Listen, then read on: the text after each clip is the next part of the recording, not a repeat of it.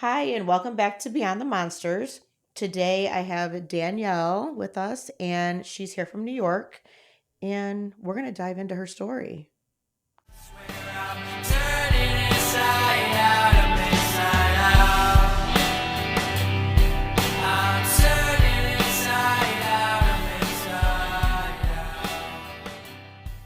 All right, Danielle, you flew in today, right? Did you fly in today or yesterday? This morning. Okay. How was your flight?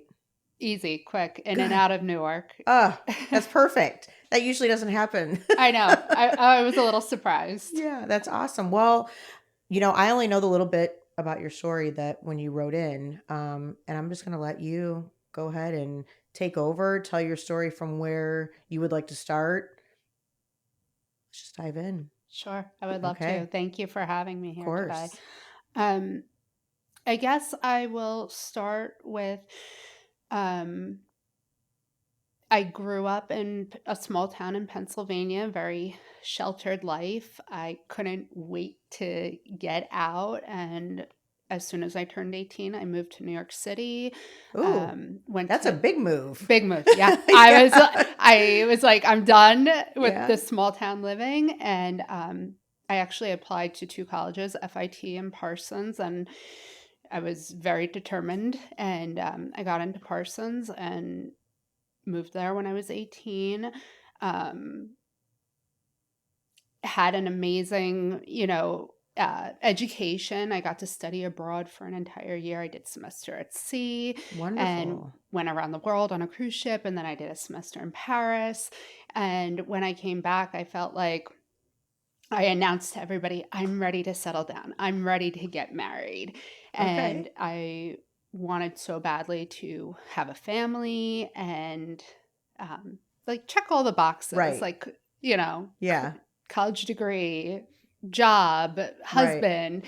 Um, and I met my soon to be ex husband at a rooftop bar in New York City in the summer. And it felt like a fairy tale, like first responder in New York City. It was just very Okay. exciting. Right. Um, and then we got married right before my 26th birthday.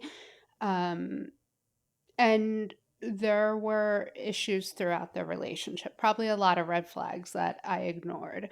Um, and we bought a house and we went on to have my son when I was 29 and my daughter when I was 31.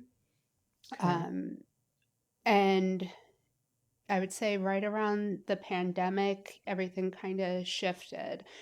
And working from home, Mm. my son was diagnosed with autism, had special needs. He was medically complex. And I had a newborn daughter. They're 2 years apart. They have the same birthday, 2 years apart. Oh, how cool. So it was definitely a very overwhelming time. I went back to work That. 6 weeks after she was born. Um, and, having a 2-year-old with special needs, Right. my life just kind of imploded. I wasn't Right. sure if it was postpartum depression. Sure. And then COVID hit and everything just started falling apart.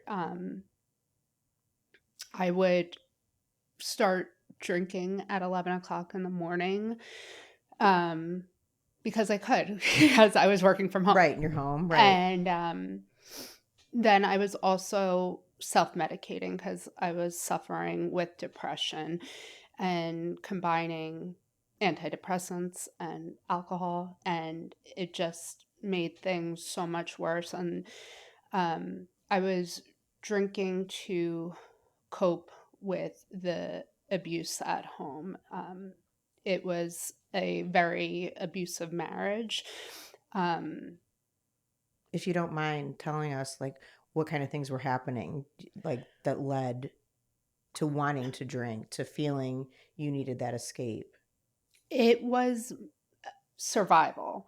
I would say it was Okay. survival. Okay. Um, I was very good at hiding the abuse and pretending like everything was okay. But I guess the best way to describe it was it felt like I was dying inside. Was it physical and emotional? Mental, emotional, Okay. physical. Um, the verbal abuse, I would say, was sometimes worse than the physical Right. abuse. Um, but in February of 2021, um, he assaulted me in front of our kids. He threw me against the wall. And that led to me filing a police report, getting a restraining order.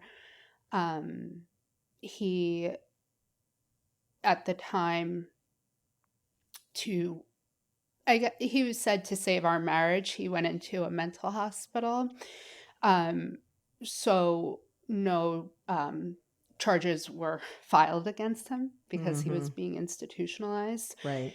Um, Unfortunately, like at the time, it was such a slippery slope that I was in, because surviving the abuse and then using substances um, just exasperated everything. And I was actually doing ketamine infusions on top of antidepressants, on Oh, top of drinking 3 bottles of girl. wine. Yeah, it was like Yeah. a disaster. Right. Right. And my whole life kind of at that point blew up. That was the like turning point. Um, I unfortunately, because of the alcohol and the antidepressants and the ketamine, had a manic episode, and I had to be hospitalized 2 times Okay. um, to get me out of a manic episode. And Right. then, What um, happened? Like what did you experience if you want to share that? yeah, of Just so course, people understand like what does a manic a manic episode look episode. like? Yeah. So, because I was abusing alcohol and on antidepressants and ketamine, created kind of like this perfect storm. Mhm. And um, I just spiraled. And for a few months, I wasn't eating, I wasn't sleeping. Um, it was a very Your rough, mind was just go go go gone. go go like Yeah, yeah. like around the clock. There Right. was things stopped making sense. I was just drinking all day. Um, and at that point, my soon to be ex husband filed for divorce in March. Um, and in April, um, I had custody of my 2 young kids. They were 2 and 4 at the time. Um, I was only allowed to see them supervised, and it was a very, very tricky time because um, the kids got their own attorney. Um, we had to get a forensic psychologist involved, and it was just a very long drawn out process. And when I was hospitalized for the manic episode, um, they diagnosed me with bipolar, but Okay. it was because they weren't addressing the issue, which was substance abuse, Right. that I was abusing alcohol. Right. Um, and so they put me on lithium, they put me on all these pharmaceuticals. They loaded you up. Oh, I Yeah. was a Yeah. zombie, Right. complete zombie. Um, I started having tardive dyskinesia, which Mm. is, shakes and tremors, Right. and then my son would be mimicking them. Oh, And okay. it got, I was having supervised visits, and I was isolated and alone, and I continued drinking because I was lonely, I was bored, and at that point, it was a vicious cycle that I didn't know how to get out of. It's how you were coping. Oh yeah, Yeah. Yeah. it was survival mode Mhm. with everything going on. And then in September of 2023 was kind of like the aha moment. My family decided to hire an interventionist. Mhm. I didn't see it coming. And I agreed to go to rehab on my own accord before they actually had the intervention.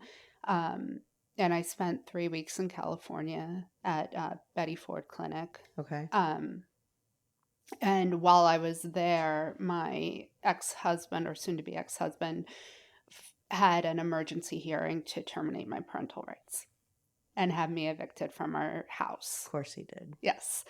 So this hearing happened, I think, the day I was flying home. And the judge ordered me out of the house. So I had just returned from the West Coast back to New York. Fresh out of rehab.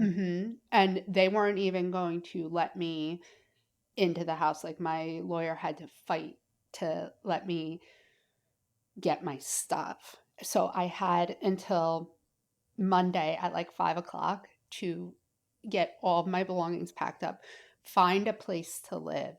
And at the same time, I haven't seen my kids in 3 weeks, and I was notified by court order I am no longer allowed to see my children.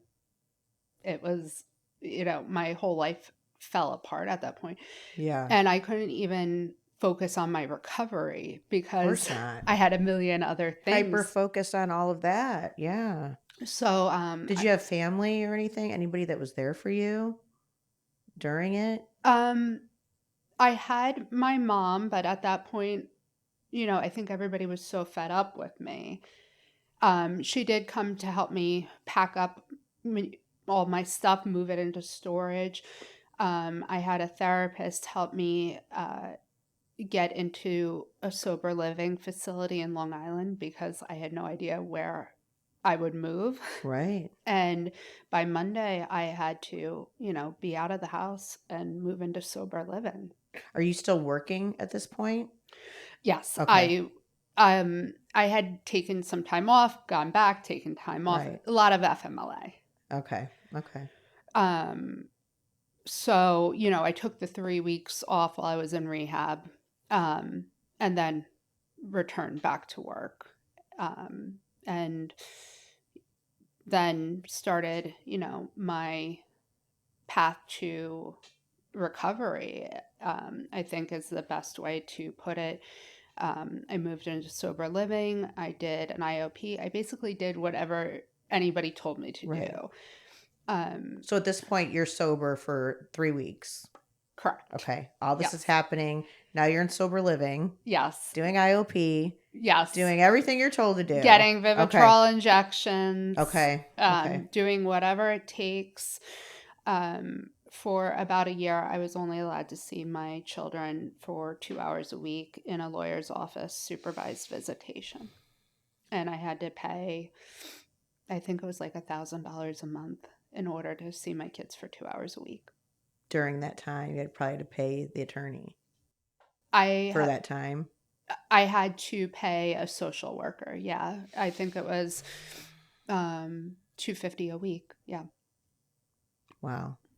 So, and that was a very hard year for me, trying to um, become a member of society, a Right. functioning member of society, and how painful it is to only be able to see your kids for 2 hours a week, like spending Christmas in a lawyer's office or their Oh, birthdays in a lawyer's office. And even for like the month I got back, he was not, my ex-husband was not following the court order to even let me see the kids. So it was a very, very painful time, but I am happy to say I am now, um, September of this year will be 3 years from when I went to rehab. And yay. yeah, yeah. And I was able to get my life back. I no longer have supervised visits. I have my kids every weekend. Um, Did he fight you on all that through he court? is still fighting me on Oh, it. geez. Yes, our divorce is going to trial in July. That's a long time. Yes, 5 years. Wow. fighting me tooth and nail. Wow. And was his abuse ever addressed in the domestic violence and I think one of the uh, worst parts of all of this is that uh, like a month ago I went to court, and we've had 3 or 4 judges now because of how long it's taken. right? And she said even if there was alleged abuse, it's no longer relevant.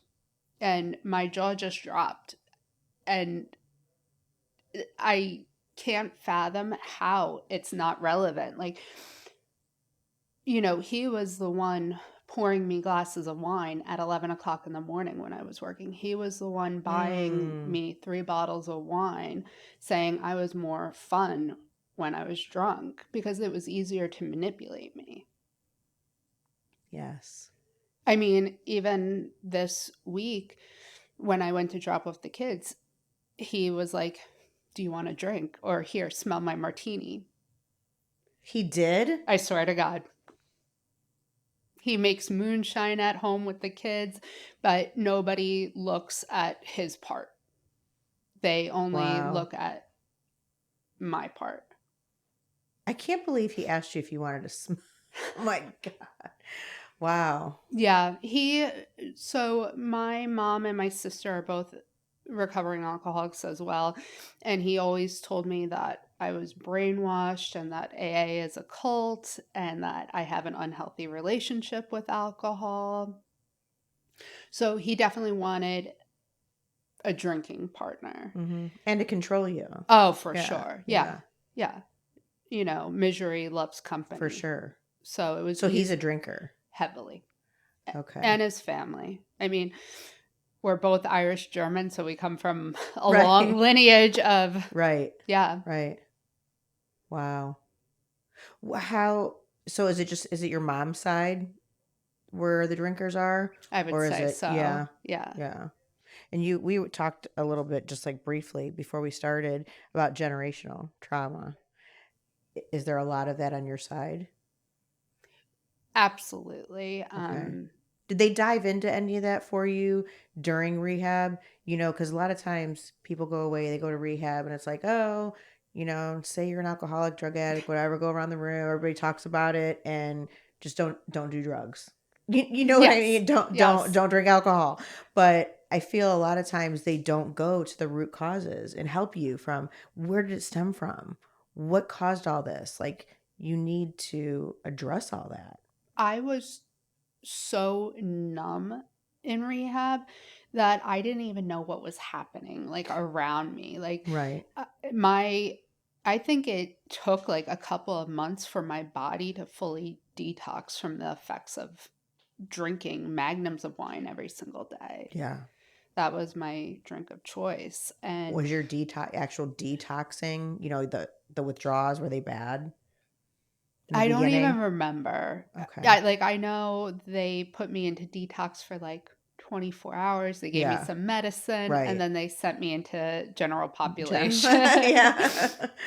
Yeah. um, it was very funny because the only way I would agree to go to rehab was if I got a vacation out of it. So I insisted on like Malibu or California Right. because that's the logical thinking side of me, Right. like I Right. want a vacation out of Yeah. this. And so a pool sounded great. But even if they tried talking to me about like generational traumas, I think I was so checked out at that point. I wasn't You didn't want to hear feeling, it. Yeah. my body couldn't process Right. the information. Like I was just like, at best, a zombie. Like just do what I was told to do. Like Right. breakfast is at 7, go to breakfast. Like Yeah. I had to learn how to basically live again. It's like being a toddler and like, Without all of that. yes, Yeah. Yeah. yes, because for so long I was numbing and disassociating and Right. checked out. And um So how did you feel like once you got out of rehab and you're in the sober living? How long did you stay in sober living? a couple of months. I mm, October, November, December, January. Okay. So I moved out in And February. then you got your own place. I Yeah. moved down to the Jersey Shore by my mom, Okay. and I continued my IOP, and Okay. it was my first sense of um, being a part of the real world again, because like sober living is such a structured environment. You have Yes. curfews and you have drug Lots tests, of rules. and you're sharing bedrooms with women, Right. and um, it's very hard to go from being independent to being in such a structured Right. environment and being told like you have to go to a meeting every single day, like so many Right. rules. So they um, had you in intensive, like daily, Monday through Friday, IOP? it was twice a week, Oh, twice a week. Tuesdays and Okay. Okay. Thursdays. I was still working at the time, but when I wasn't in my, it was, I think it was like 3 hours a day. Okay. But when I wasn't there, it was meetings. Um, and again, it was just learning how to be a functioning member of society again, like Right. how to take care of yourself, how to, cook again, or even take a shower or brush your teeth or do So laundry. how did you do all that again? How did you learn, and like what steps did you take to get there, because that's a lot. Yeah, You it know, it's was a like lot. starting all over. Yeah, from And scratch. yeah.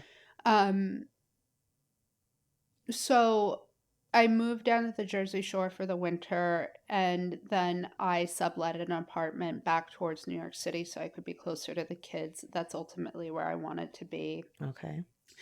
And my sublet was coming to an end, and I was looking everywhere, high and low, for an apartment. And I finally found one.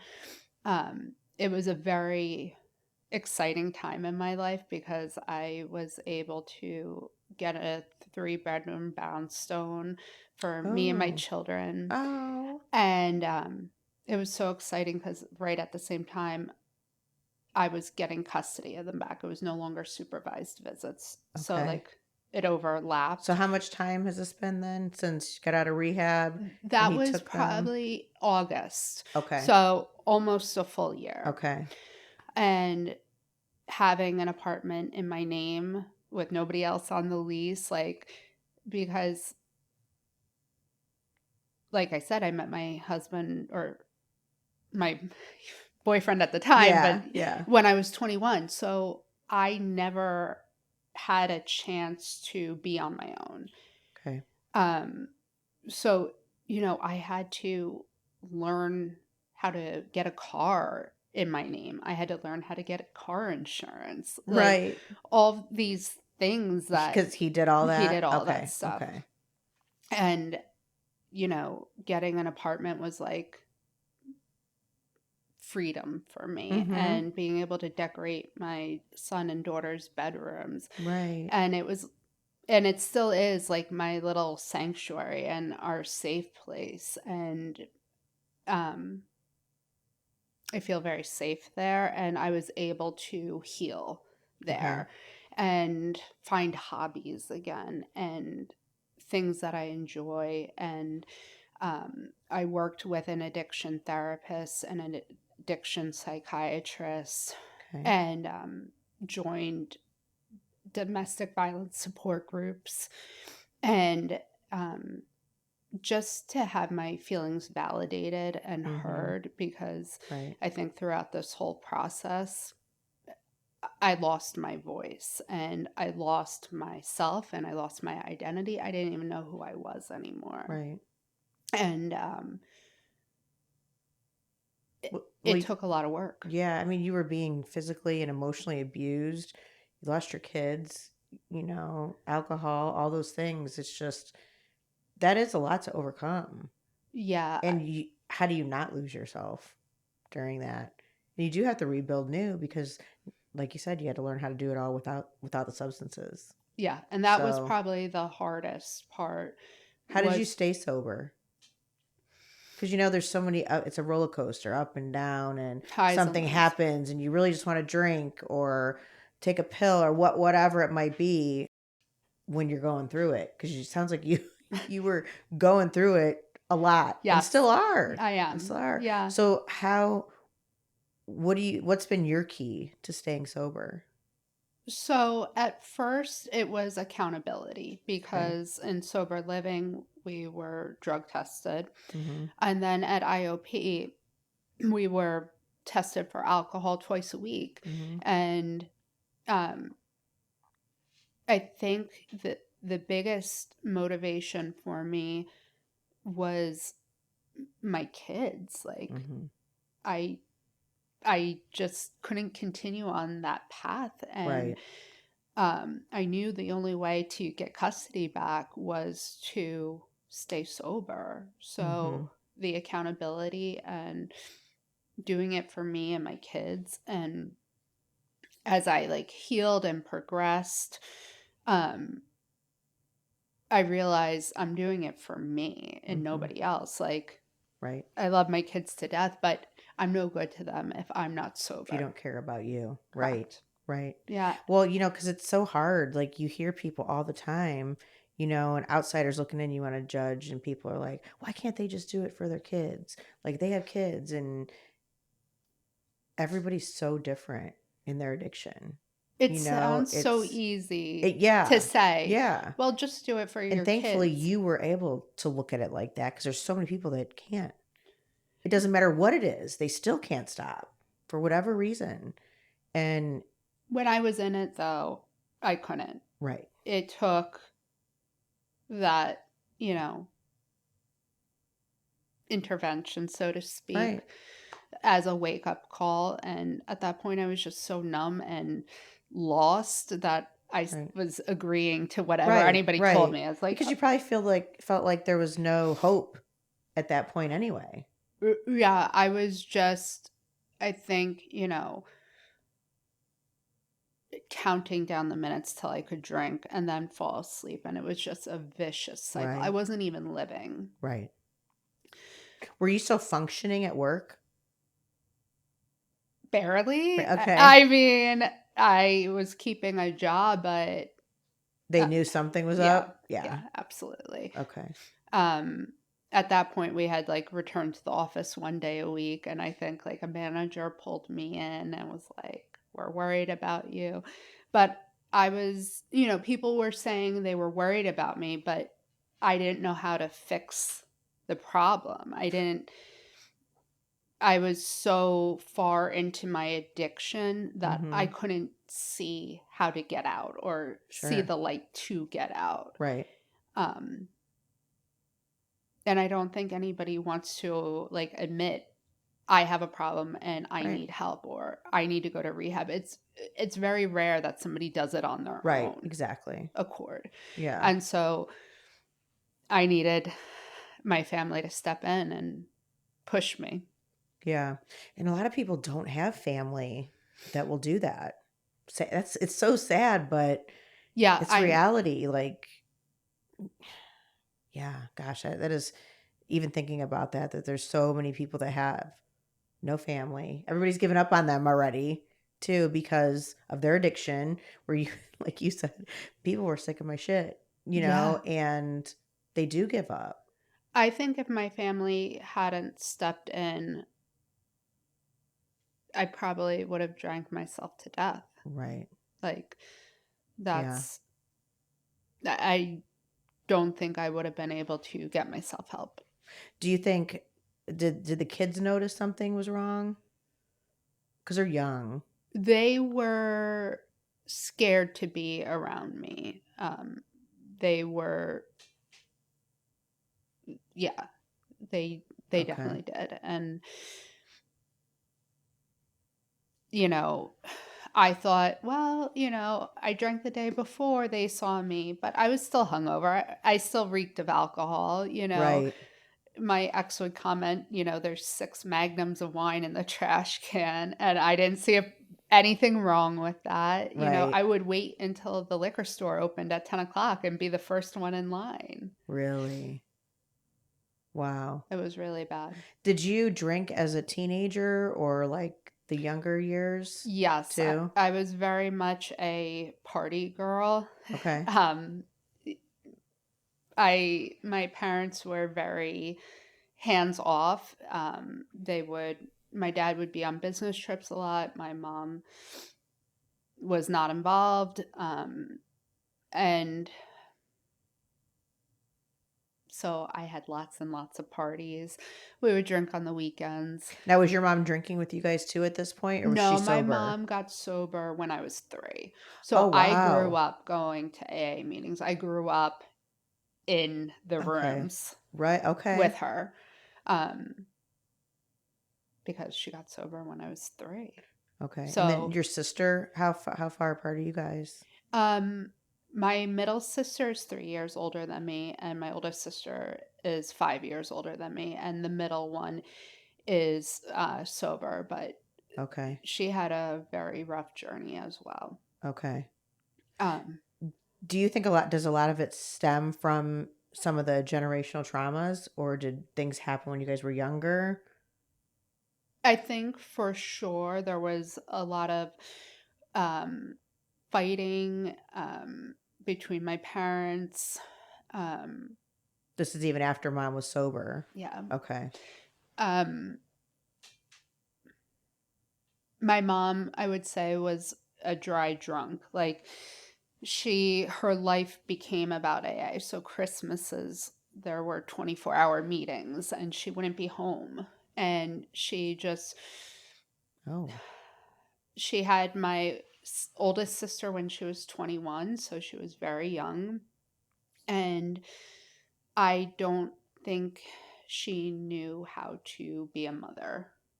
right. Um, and so her life became about AA. And, we were, I would say, left to raise ourselves. So Um, she was hyper focused on all of that. Saving AA. everybody else. Okay. Lots of sponsees. Yeah. During this time, is she not fixing herself emotionally and I think mentally? she was emotionally stunted at that point. And it's a And lot easier to try to fix other people than yourself. I correct. think we all know that, right? And, her only priority was staying sober. And I remember her saying, you know, my sobriety is more important than my children. And when you're a kid hearing that, Oh, she was saying that out loud. yes, Okay. yes. And you internalize that. For sure. And Did that me make you feel rebellious, like as far as alcohol went? Like when you got in your teenage years? Because she'd be saying stuff like that, and you're like, oh, okay. So I will say, I always struggled with my weight and my confidence. I was the popular fat girl. And I mean, when I was 18, I had gastric bypass, and my Okay. mom had gastric bypass, and both my sisters had gastric bypass. Okay. And so I do think, I was going to say, because girl, you're thin now. yes, yes, I've worked very, very hard Yeah. on getting fit. Fitness has become an important component to Okay. my mental health and Right. emotional. But, you know, in high school, I was 300 pounds. So I felt like I had to be the fun party girl and have the parties to compensate and Right. to be part of the popular clique. Right. And, I definitely binge drinked. I can recall a New Year's Eve party when I was in high school, and I drank an entire bottle of vodka and Oh, like blacked out. yeah. Yeah, yeah. There were a lot of binge drinking episodes. And even in college, you know, I think the whole time I was probably a functioning alcoholic. Right. Um, Once I started drinking, there was no turning it off. But Right. I was so responsible because I wanted to prove everybody wrong. Like my oldest sister suffered with substance abuse issues. She ran away when she was 13, in and out of rehabs. Okay. And at that point, I was 8, and I remember my mom telling me, well, just wait till you're her age. You're going to be an addict too. And I wanted so Oh, badly to prove everybody wrong right. that I, Like I can do exactly what you're doing and not be an addict. correct. Yeah. And I can Yeah. go to college and I can graduate in 4 years and I'm going to prove everybody wrong and I'm going to get married and have kids and buy a house and have that fairy tale and the white picket fence. And, I think so badly I wanted the world to think that I was okay Mhm. and give off this sense of I have it all together Mhm. and Like you wanted to be seen. as perfect, Yeah. Yeah. no flaws, because so much of my identity was tied to, well, nobody will love you if you're not thin, or, Right. it, my confidence was nothing. Yeah. And I think, But did you carry I'm picturing you carrying yourself though with a lot of confidence. Like oh no one would yeah, oh know, you yeah, know? Yeah. dancing on bars in New Yeah. York City, Right. um, fake it till you make it. Sure. No one Yeah, knew what you were going through on the nobody, inside. nobody. Yeah. Did he when you guys first were together, was he like love bombing you Oh and yeah, I mean, we met. And then the following weekend, I think his dad invited me to the Hamptons, and I felt like it was a whirlwind. Like, I was like, I'm getting invited to the Hamptons. Like, right. it was just so exciting to Yeah. me. And he definitely figured out my insecurities and my weaknesses, and he still uses them against me. When I drop the kids off on Sunday, um, he told me that I'm now too thin and I'm too gaunt and this is horrible. But he said in front of the kids, he was like, do you have AIDS? Implying that I was too thin. Stop. I swear. He actually said, do you have the monster? Which I'm not sure if everybody knows, but it's word for AIDS. Yeah. And my daughter, who's 6, goes, Mommy's a monster? So even now, like, I'm too thin or I'm too fat, like, Well, it and really doesn't matter what his ass says anyway. Like you but need he to knows I'm so insecure yes. and I crave everybody's approval Right. that it like eats at me. That like Got to just get to the point where it doesn't I anymore, know. especially coming from him. I know. Like gosh, so he's probably filling the kids with all kinds of nonsense too. If he's saying something like that in front of them, I can only imagine the things that he says, like when he has them or Yeah. questioning them. Do they ever tell you anything? Like, Daddy's asking me this. Daddy, wants to know what we did all weekend and all the details because narcissists, they're real good at that stuff. Yeah, and it's funny because I don't know if funny is the right word to use, but he had a baby with somebody shortly after I left him. And so my kids now have a half sibling who's 2.5, and his partner actually left for the same reasons I left. Mm. So he has a history of it. He created Of a course he cycle. does. Yeah. Of course he does. Because there's Um, nothing wrong with him. no, It's never. everyone Yeah, else. of Right. course. And all of his flying monkeys. Yes. So unfortunately, my kids have now had to see I witnessed that too. 2 times. Were they close to her? Yes. And Mm. she fled in the middle of the night. And it was very painful to my kids because first their mom left. Right. And now another mother figure with their Right. baby sister Yes. left. And it was very abrupt and sudden. Yeah, because they don't understand who dad really is yet. No. And part of me, I spent 13 years trying to protect him and cover up the abuse, and because I was afraid if people found out they would tell me to leave and I wasn't ready to leave. Right. And I lost myself trying to save him. I drowned trying Mm-hmm. to save him. And I for me, the turning point was I couldn't let my daughter think that that's what love is, and I couldn't let my son think that that's how you treat women or people that you care Right. about. Right. And so they've always been my, motivation. They essentially saved me. Right.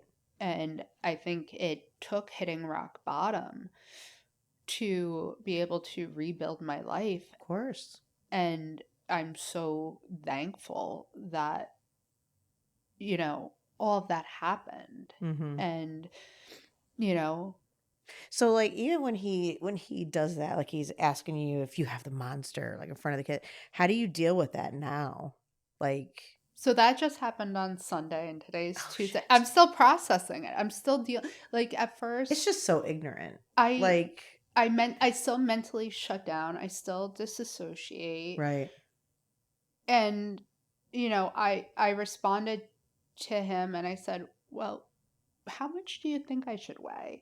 And he goes, "You need to gain 15 pounds. You're gone."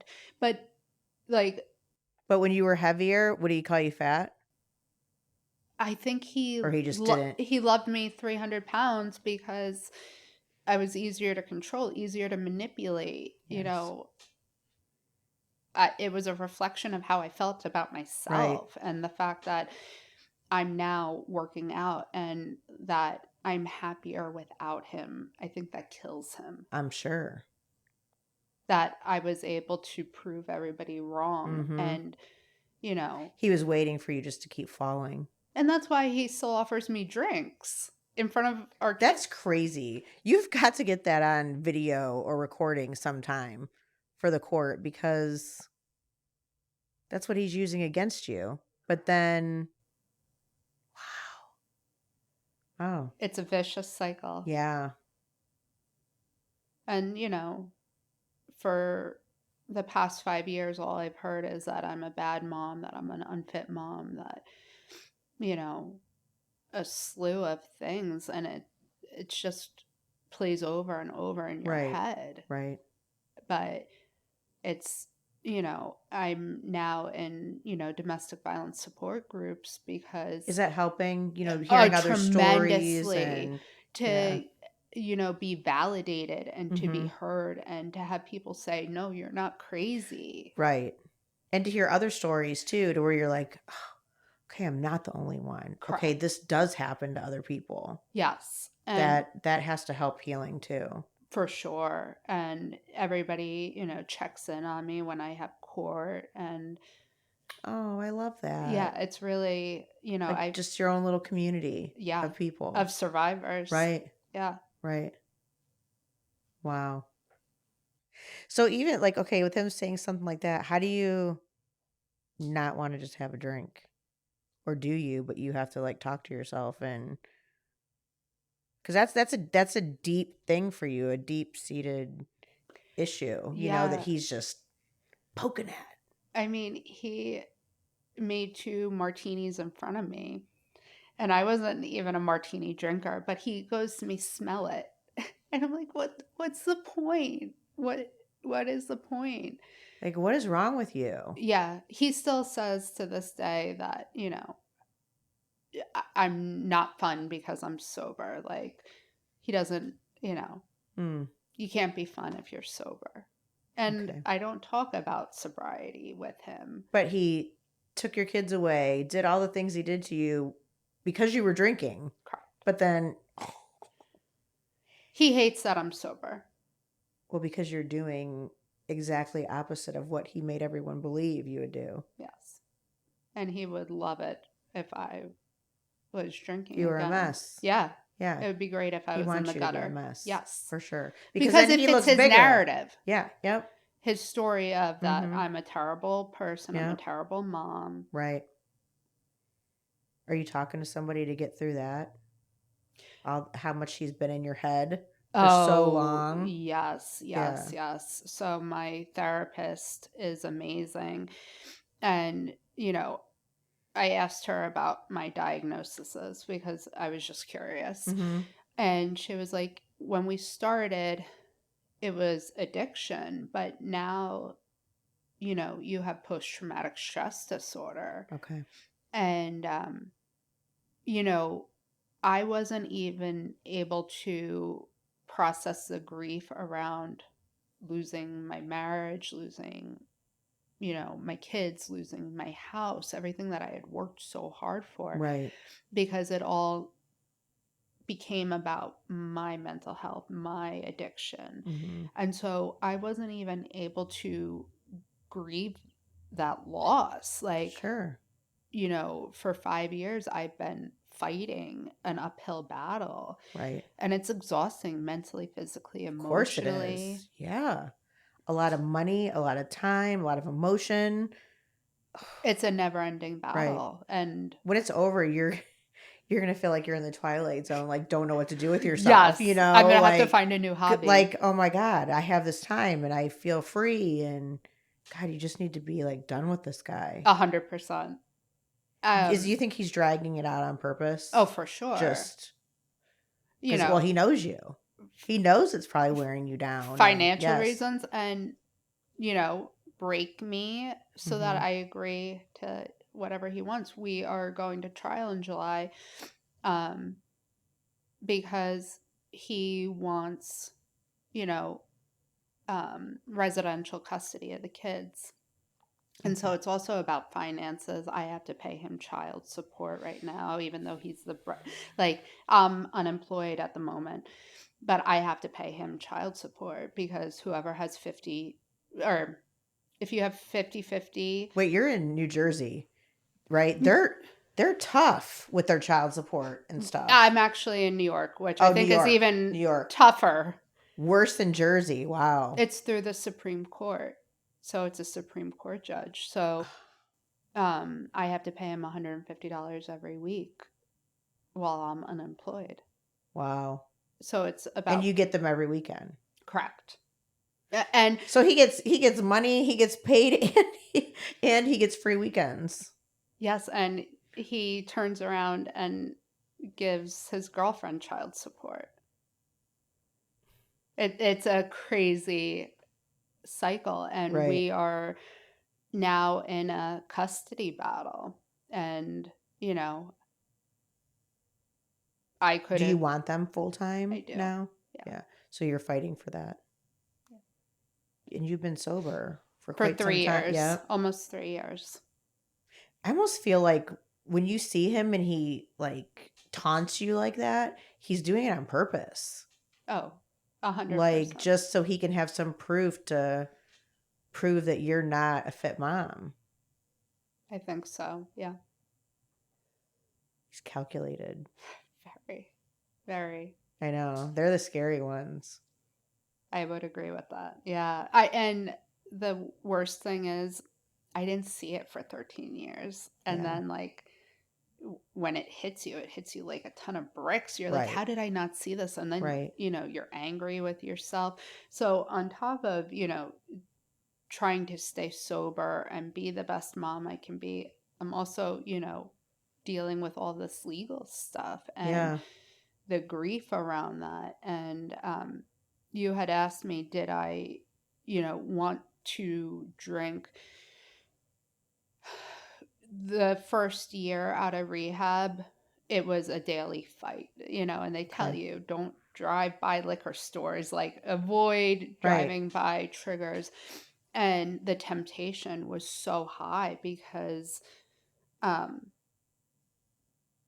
my triggers are boredom, loneliness, being isolated, it was All the things coping you were mechanisms. living Yes, that, correct. yeah, in the beginning. So, once I figured out ways to alleviate those, like new hobbies and distractions, I would say after a year and I got custody of my kids back, the idea of drinking or wanting to drink just went away.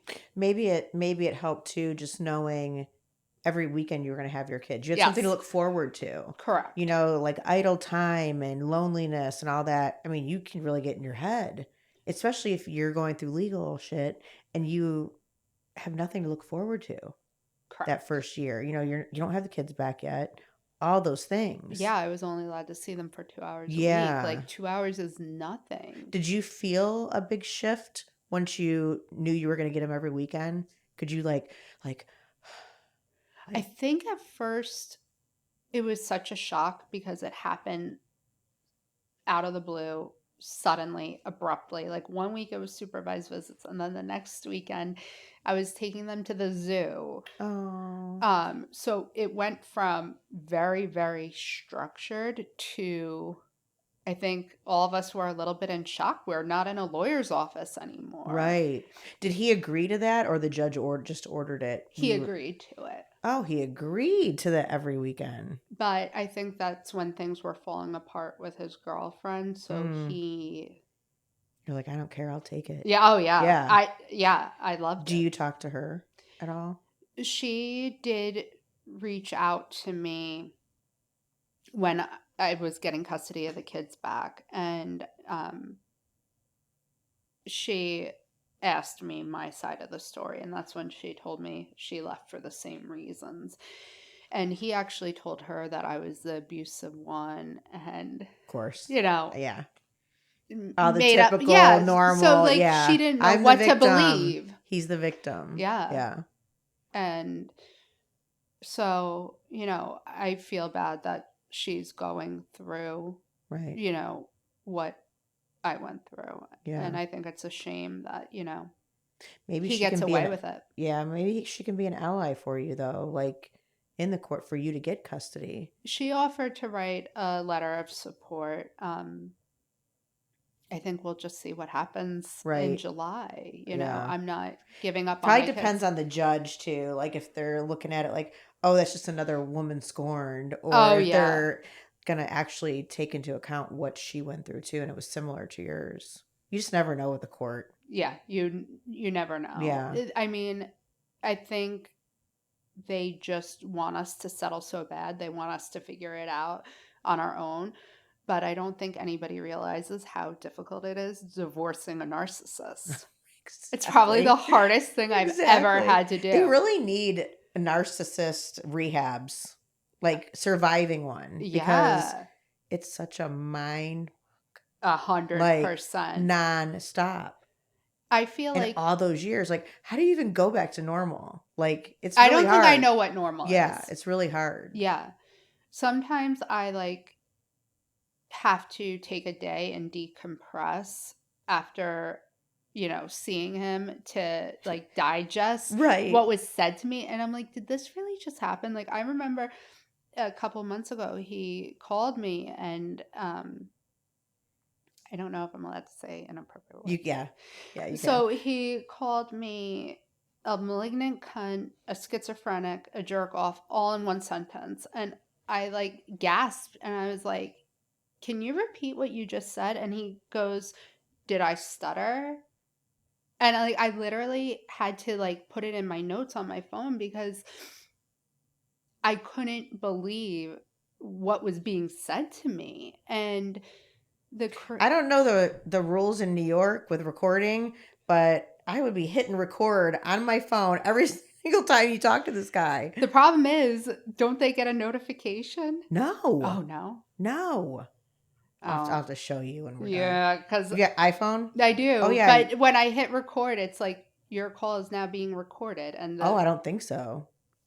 Oh. uh, I don't maybe know. That'd be something for your attorneys too to find out is it admissible in New York? Because sometimes you have to say, I'm recording the conversation, yeah. but I know two-party consents. yeah, yeah. I hate legal Wow. jargon. Yeah. You should just be like, oh, thank you. Thank you, Thank you you for that. dick. Yeah. Yeah. But if I called him a dick, it'd Oh, be the he would end of the lose. world. Oh, so you don't say anything back really. I wish I had that ability. I lack that. People are like, oh, you need to stand up for yourself. You need to, find your voice. You need to do this and do that. And what people don't realize is that I'm trying to undo 13 years of Right. abuse that was ingrained in me, and it doesn't happen overnight. And it's not going to phase him anyway. No, he doesn't care. Yeah. He's There's so no focused on remorse. himself Yes. that, And his ego. yeah. Yeah. 10 years ago, nobody talked about narcissistic abuse. It No, wasn't relevant. And now it's out it's there everywhere now. everywhere. Yeah. There's lawyers who specialize in it. But Really? yeah, I did not know that. yeah, I mean, I could see they're seriously abusive. they're very abusive. And, he enabled my drinking. Yeah. He wanted to just always stay above you. 100%. But He, at least you see that now. yeah. Even his these dumb behaviors that he keeps doing all the time, he's just trying to bait you. And sometimes it works. Yeah, I mean, Yeah. I could see that. That would be hard to deal with. Do you have to talk to him? You should make him have to communicate through the The parent app, wizard the thing. wizard app. Yeah. Yeah. It's all about optics in the divorce and custody proceedings. So it looks like you're being difficult and you're not trying to co-parent and Oh. doing what's in the kid's best interest. So Well, it's definitely not in the kid's best interest for him to be a constant manipulator and just nasty narcissist to the mom yeah. that he even has that opportunity. Sounds like he takes every opportunity he can. Oh, 100%. And he blew up in court, and the judge actually yelled at him. And He did? Yeah, I was shaking. He stood up, and she was like, "You do not address me. You sit down. And if you have anything to say, you say it to your lawyer." Good. I was scared. What was it about? Do you remember? So he filed a motion for child support against me, and she goes to him, you make $168,000 a year. You owe her spousal support, and it caused him to blow up. Good. Were you like, oh, I can breathe, but yay? No, I was he shaking. got yelled at. I was shaking. I was like, what just happened? Yeah. Yeah, it was a trauma response. How are his attorneys? Are they fair or are they Horrible. shitheads? Complete shitheads. Wow. Yeah. Yeah. Yours? He's great. Yeah. Okay. Yeah, I'm lucky. Okay. I actually had to get a new lawyer because it's, all in, I've spent $150,000. I'm sure. In legal fees. Yeah. And we haven't even gone to trial yet. It's such a waste of time. And the courts usually do want, like you've said, they want you to settle it amongst yourselves, like yes. through mediation or something. But he sounds like he's just really difficult. So you probably can't. The fact that he let you have the kids back every weekend, I feel like it's probably just because he didn't want to have to take care of them on the weekends.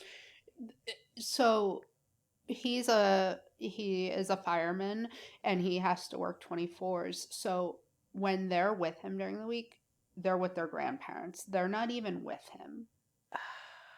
It's just about being able to say, I got custody of the kids. Yeah. Because she's this, and that. Mm-hmm. And because if I get custody, then it pokes holes in his story of course it does. Me being a bad mom. Mm-hmm. It's so sad. You would think that for the kids' sake, he'd be like proud of you, but that's never going to happen. No. Because he thinks Fun Danielle's gone, Without the alcohol.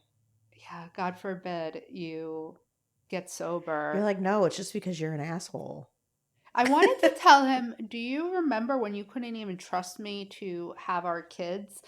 Like, is that what you want to go back to? Because if I start drinking, that's inevitably what's going to happen.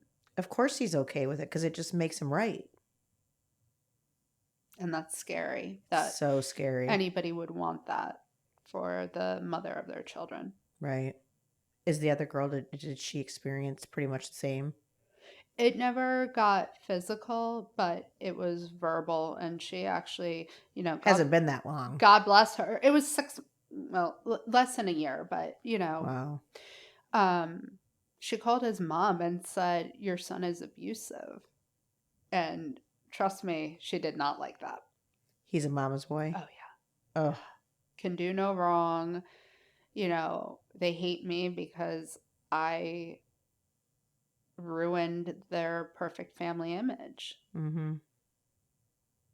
Like everybody knew about the abuse, but everybody turned a blind eye to it.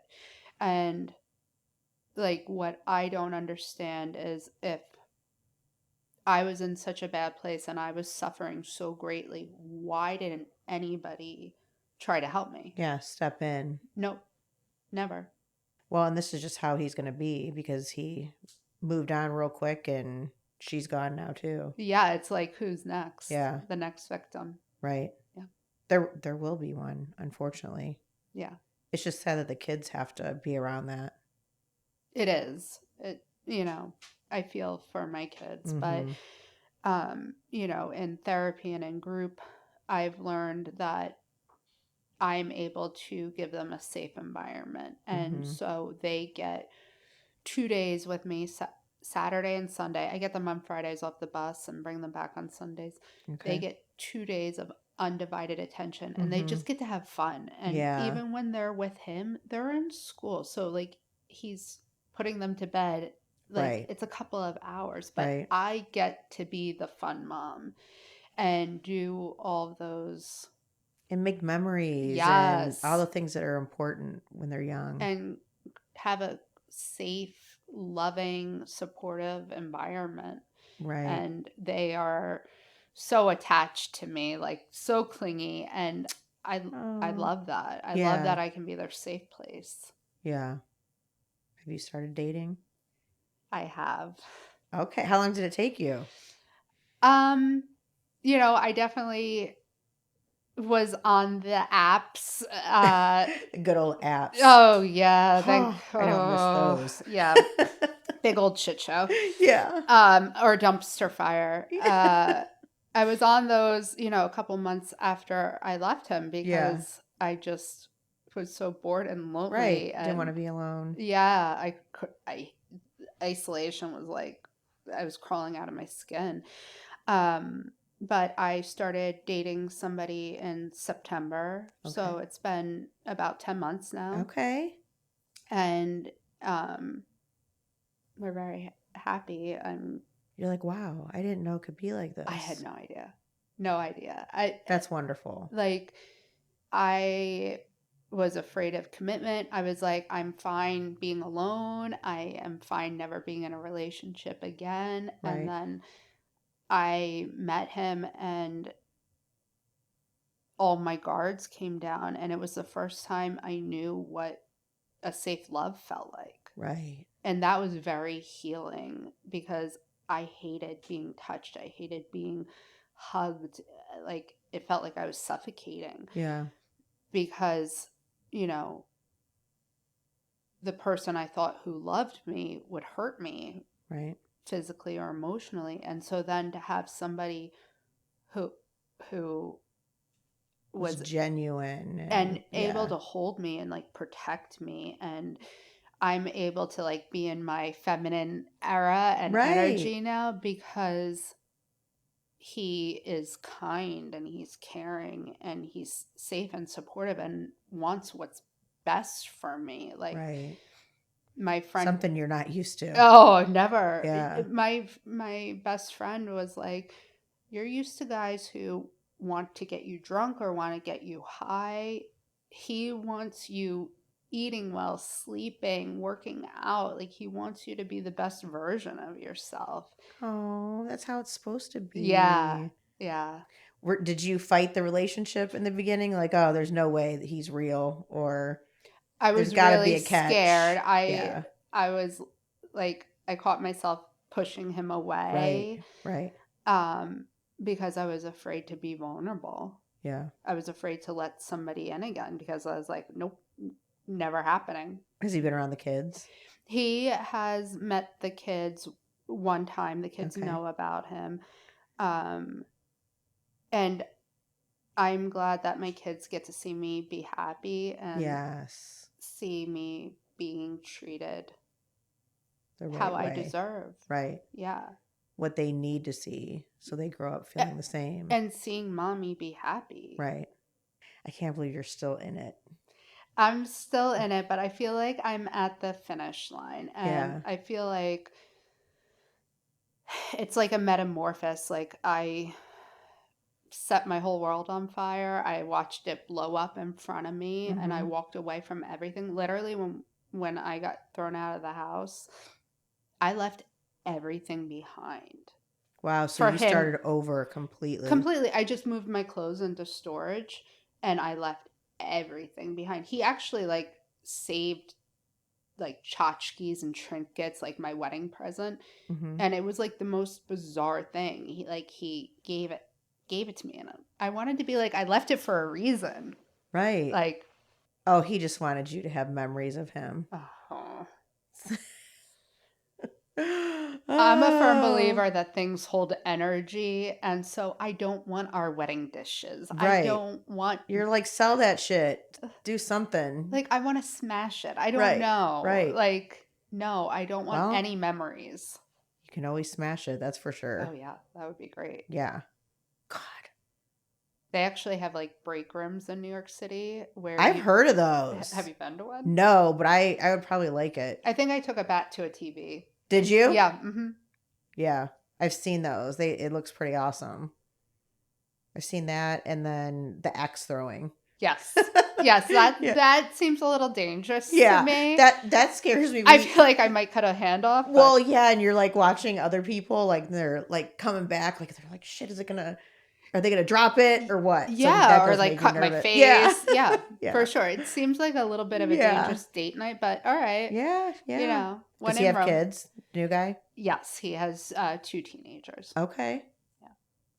So Oh, we're happy taking for things you. slow. But that's the best. Yeah, like it is very much I do my thing like on the weekends with my kids.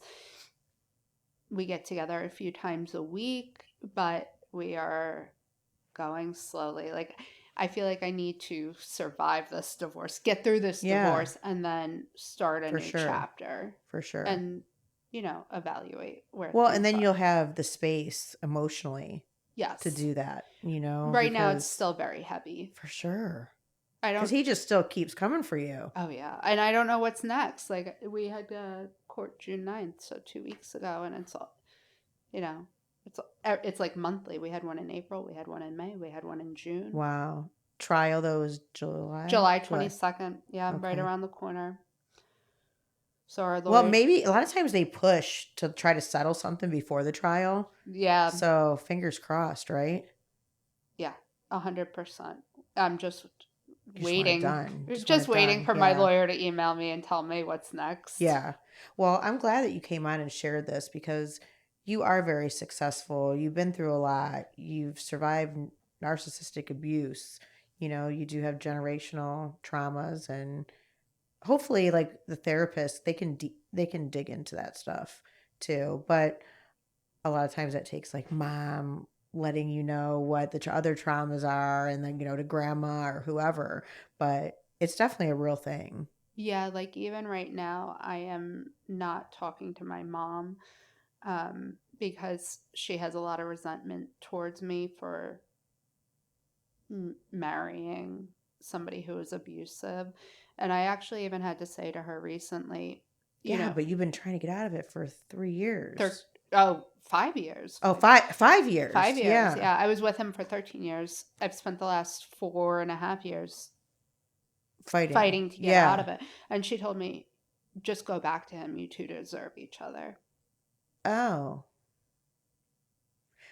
there's a little bit of that generational Relational trauma trauma. And she's carrying. yeah, Yeah. that Yeah. I'm Yeah. trying to break And you because can. yeah, for sure. I what I want for my daughter is that if she's ever in a similar situation,